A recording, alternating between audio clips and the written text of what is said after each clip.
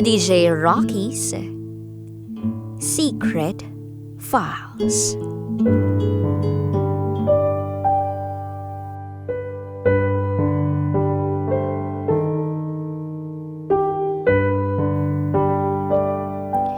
Mahal ko ang best friend ko. Kaso, hindi pwede. Itago niyo ko sa pangalang JL. 24 years old. Isa akong engineer, new board passer nitong November 2019. And this is my secret file. Habang ginagawa ko tong secret file kong ito, nakikinig ako sa isang kanta. At ang title nitong kantang to ay Binaliwala. Binaliwala? Yes. Sobra akong affected sa kantang to kahit hindi naging kami ng babaeng mahal na mahal ko. I love her so much. Let's just call her Ali. Ako ang mismong nakaisip sa pangalan na yan kasi gusto ko. Ako lang ang kakaiba sa lahat. Ali is my best friend since first year college. Pharmacy ang kinukuha niya at engineering naman ako that time.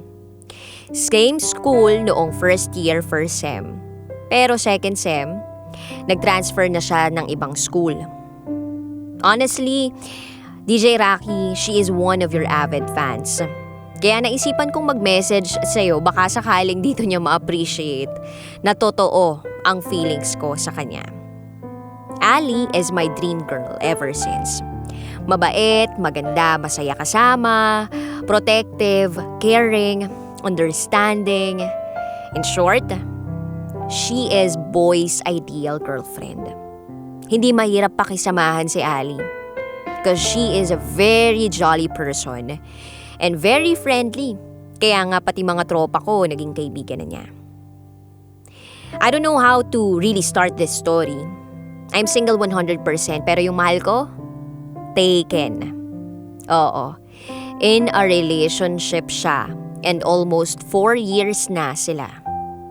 January 19 pa nga ang anniversary nila. Sad to say, simula nung nagka-boyfriend si Ali, nagkaroon na kami ng gap. Minsan nga, nagkasalubong kami sa mall. Tinanguan niya lang ako kasi kasama niya yung boyfriend niya. And I'm just happy for my best friend as long as she is happy with him.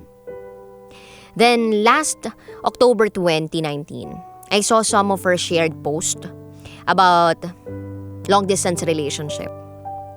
I wondered, nag-abroad kaya yung boyfriend niya? Hindi na ako nag-isip pa ng kung ano-ano, so chinat ko siya immediately. Bes, nangyayari sa'yo? Oaks ka lang? Puro shared post ah. Wala pang 5 seconds, sinina niya agad yung message ko. Bigla akong nakaramdam ng kilig at tuwa. Hanep. Che, buhay ka pa? Ano na? Bakit ngayon ka lang? Yun ang chat niya sa akin. At natawa ako sa reaksyon niya sa totoo lang. Miss mo ko? Tanong ko sa kanya. Bakit ko naman mamimiss yung taong hindi ako miss? Sagot niya sa akin. Sa totoo lang, miss na kita. Kaso, ako yung taong marunong lumugar. Tumagal yung conversation namin ng ilang araw hanggang umabot ng 1 buwan. Hanggang sa lumabas yung result ng board and luckily, I passed. Tuwang-tuwa nga siya eh. Tumawag pa. Pakiramdam ko tuloy doble yung premyo ko. Nagkita kami after the day na lumabas ang resulta. At last magkikita na kami after 4 years. Sa sobrang excited ko, nakalimutan ko pang kumain ng breakfast that day. Imagine, whole day. Kaso, yung saya, parang napalitan ng inis. Kasi nagkita nga kami, pero wala siyang bukang bibig kundi yung boyfriend niya. Ngingiti-ngiti lang ako pero gusto ko siyang sigawan. Ipamukha sa kanya na, bakit ka pa maghihintay kung nandito naman ako? Noon pa kaso binaliwala mo lang. Mahal ko na siya eh. Oo, mahal ko na yung best friend ko. Kaso wala eh. Iba yung mahal niya. Masakit. Masakit umasa sa wala. Masakit umasa na sana may pag-asa Masakit umasa na sana isang araw, ako naman. Hulog na ako sa babaeng malabong saluhin ako. Umamin ako sa'yo, kaso pinagtawanan mo lang ako. Kasi akala mo nagbibiro lang ako. Kasi naman, ang taong duwag na tulad ko, sa biro lagi dinadaan yung feelings. Ali, kung naririnig mo man to, please appreciate at sana wag kang umiwas.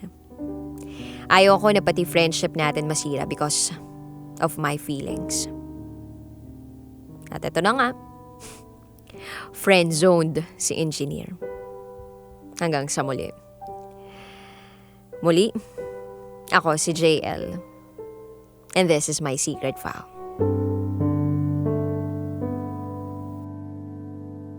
Always your number one SM radio station. Love Radio. Hello, kabisyo! Uy, gusto mo pa ba ng mas marami pang Secret File episodes?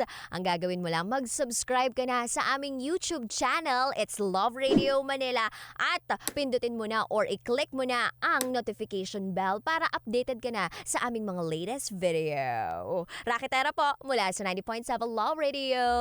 Mwah!